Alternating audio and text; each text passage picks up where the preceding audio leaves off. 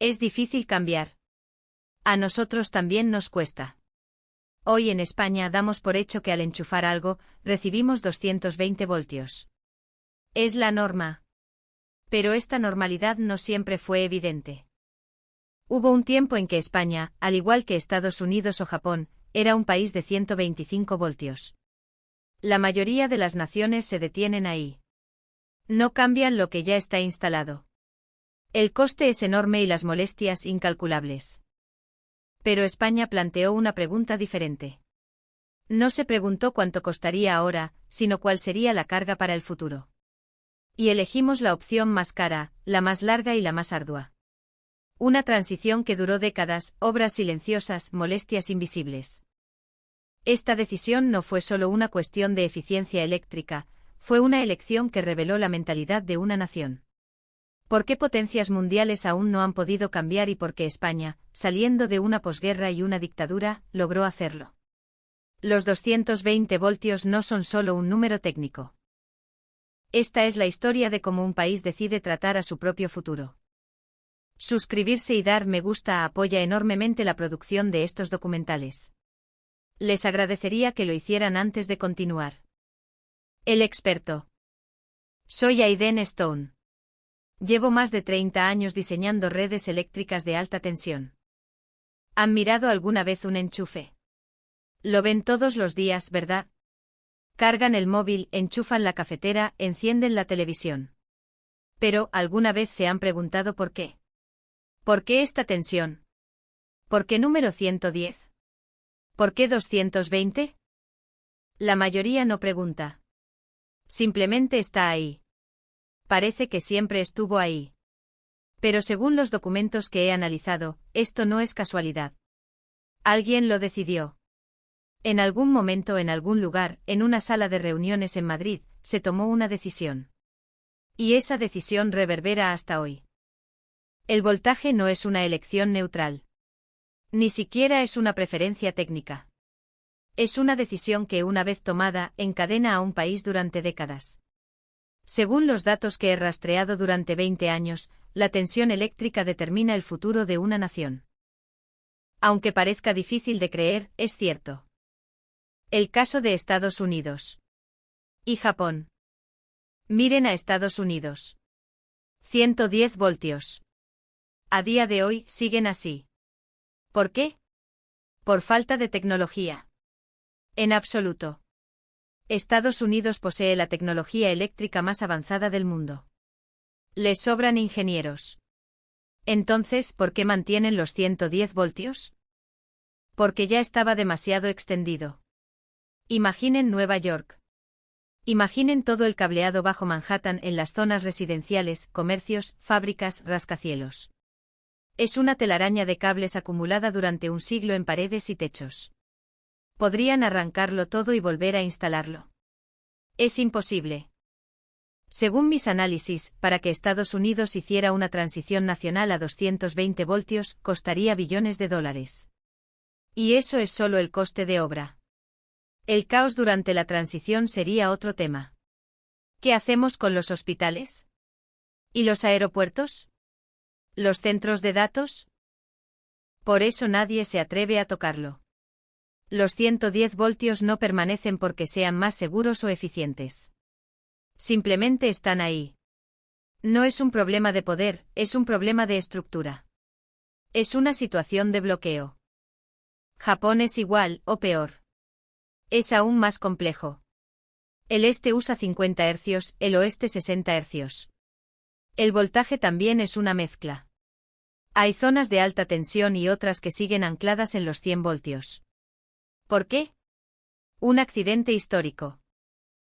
Al principio importaron generadores diferentes, alemanes para el este, americanos para el oeste.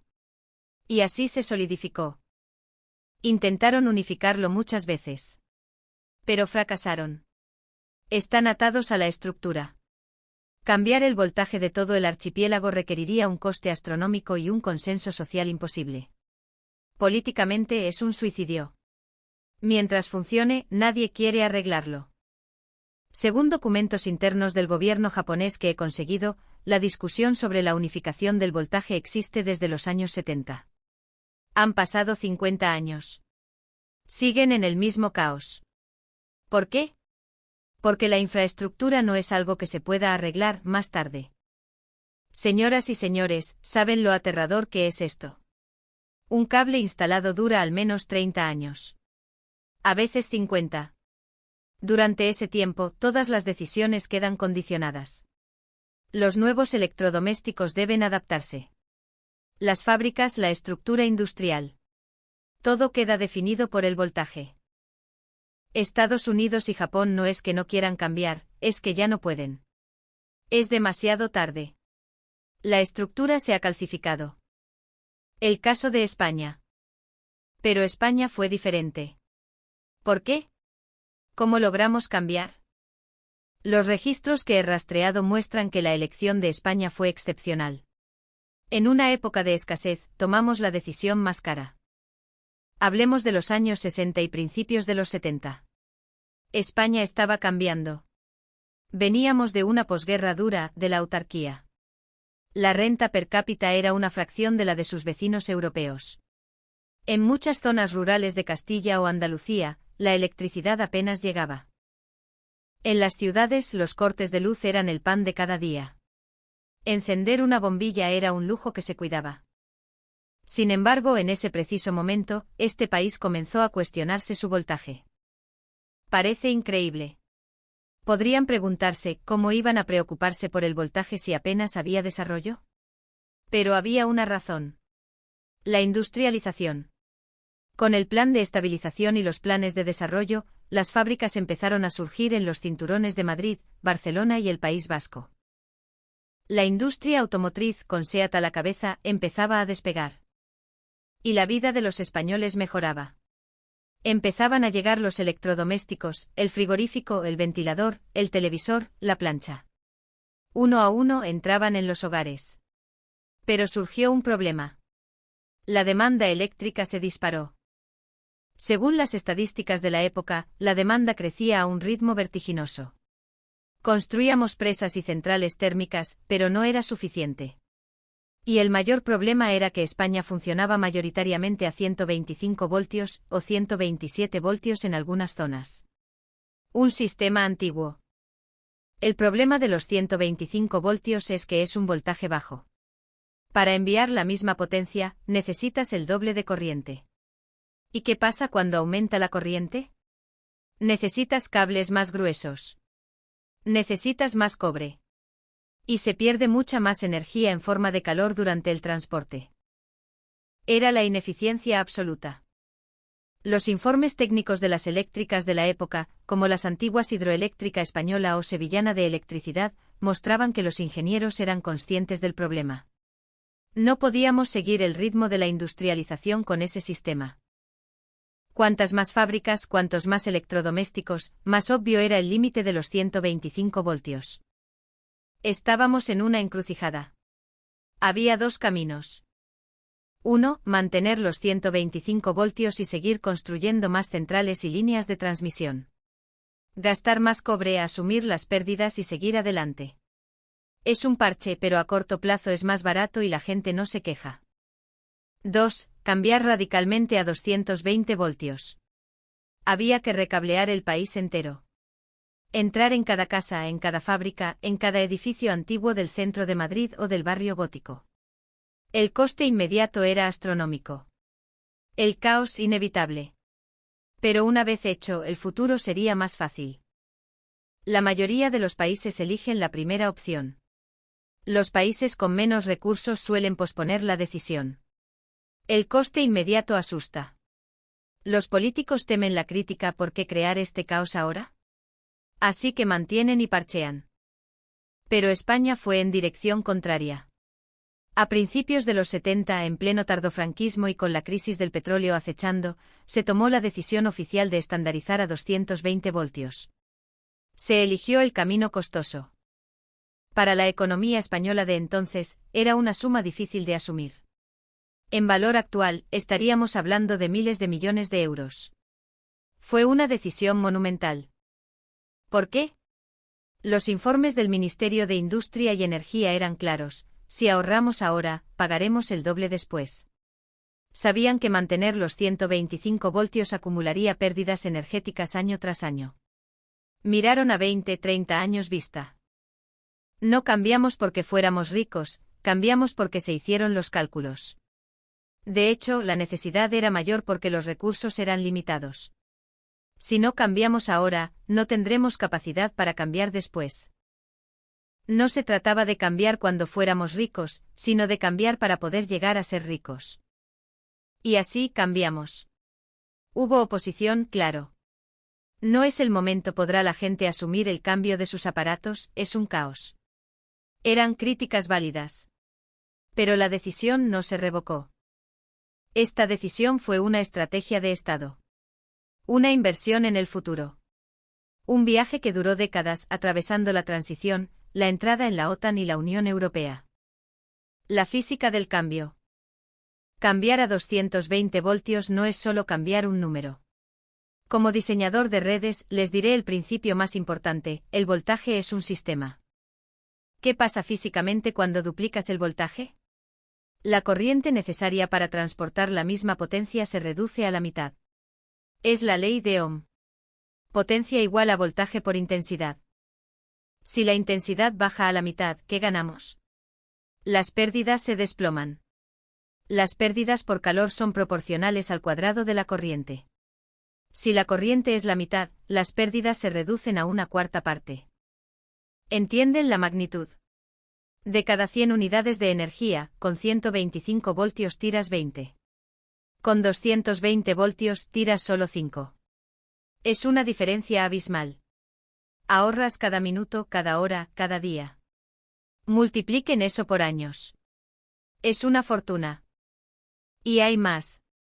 Al reducir la corriente, los cables pueden ser más finos. Gastamos menos cobre. Para un país como España, que debe importar muchas materias primas, ahorrar cobre es vital para la balanza comercial. Además, permitió el transporte a larga distancia y la expansión de la red a la España vaciada. No hacía falta poner una central al lado de cada ciudad. Se ganó escalabilidad. Gracias a esto, cuando España creció explosivamente en los 80 y 90, la red aguantó. Si hubiéramos seguido con 125 voltios, habríamos necesitado el doble de centrales eléctricas. Este ahorro generó un efecto de interés compuesto. El dinero ahorrado en eficiencia se reinvertía en infraestructura. Es un ciclo virtuoso. Y permitió el uso de electrodomésticos de alta potencia. Hornos, lavadoras potentes, aires acondicionados. En los 80 el hogar español se modernizó a una velocidad pasmosa, superando a muchos vecinos. ¿Por qué? Porque el enchufe lo permitía. La ejecución, una obra faraónica silenciosa. La decisión se tomó en los 70, pero la ejecución duró hasta bien entrados los 2000. ¿Saben cuántos gobiernos pasaron? Desde el final de la dictadura, pasando por Suárez, Calvo Sotelo, Felipe González, Aznar. El proyecto continuó. No fue fácil. Hubo que entrar en cada edificio. Imaginen las rozas en las paredes. Abrir muros, cambiar cuadros eléctricos, cambiar contadores. Los equipos de las compañías eléctricas Iberdrola, Endesa, Unión Fenosa, iban barrio por barrio. Mañana cortamos la luz para el cambio de tensión. Esos avisos eran comunes. La gente se quejaba. ¿Por qué tengo que cambiar mis bombillas? ¿Qué hago con mi vieja nevera de 125? Se utilizaron transformadores caseros durante años. Fue molesto. Fue ruidoso. Costó miles de millones de pesetas del erario público y de las facturas de los ciudadanos. No se inauguraban carreteras ni puentes bonitos para la foto. Era cableado invisible dentro de las paredes. Hubo tentaciones de parar. En la crisis de los 80, en la crisis del 93. ¿Por qué gastamos tanto en esto? Pero siguieron. Porque la infraestructura no se completa en una legislatura de 4 años. Requiere una visión de Estado que trascienda al político de turno. Finalmente, a principios de los 2000, la unificación fue total. España era un país estandarizado a 230 voltios, la norma europea actual. Volvamos a la pregunta: ¿por qué Estados Unidos y Japón siguen con 110 voltios? Ellos calcularon el coste presente, ¿cuánto cuesta cambiar ahora?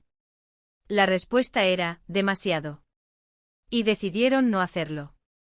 Es lógico. España calculó el coste futuro, ¿cuánto nos costará no cambiar? Y la respuesta fue, la ruina. Hoy, esa diferencia es una ventaja competitiva brutal. Miren los centros de datos. La inteligencia artificial. Estas industrias devoran electricidad. Un data center de Google o Amazon consume lo que una ciudad pequeña. Operar estas bestias a 110 voltios es ineficiente y caro.